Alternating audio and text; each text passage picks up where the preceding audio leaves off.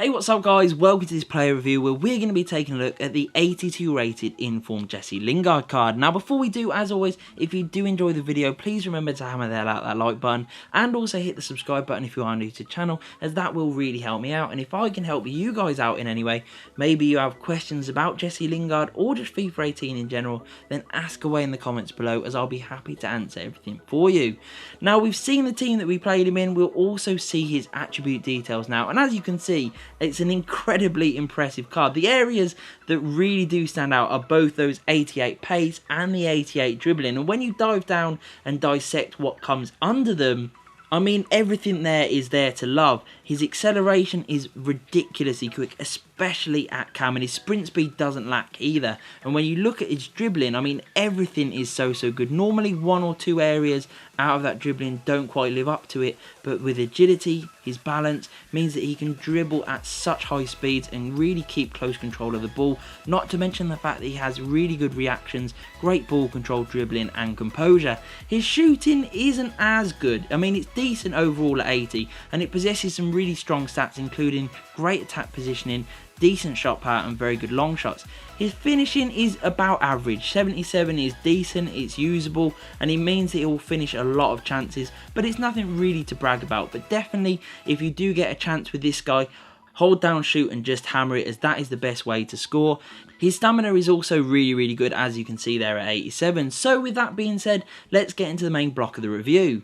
So overall, my thoughts on the 82 rated informed Jesse Lingard card were that he was really playable. I mean, obviously there was that Footmas version, but that's really a separate issue. So if you've already got that one, you're probably not going to be interested in this card. This is a great card that you can use, but you can also trade, which is definitely its appeal over that Footmas version. There are differences, there are similarities, but treating this card on its own, I think it's great value. An 82 rated card with some very impressive stats, a great nation from the BPL that's costing under 50k, I think is very good.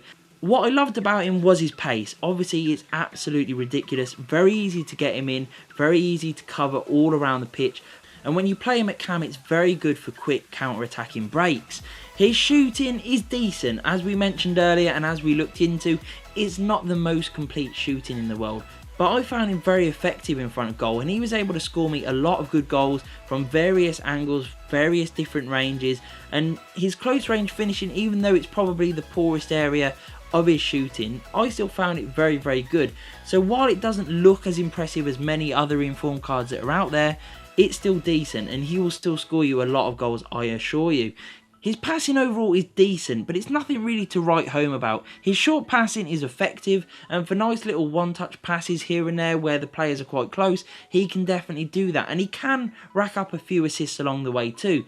However, with the fact that this card does come as a cam as standard, it is a bit of a disappointment the fact that he doesn't possess a greater range of passing. So if you are looking to use this card as your out-and-out playmaker style cam, I wouldn't really advise it. I'd advise it if you are playing maybe a 4-2-2-2-2 where you've got wide cams and need the pace and dribbling, then I think he would do a really good job at cam. Or if you wanted to play him in a formation that does use more than one cam, then he'll also do very well.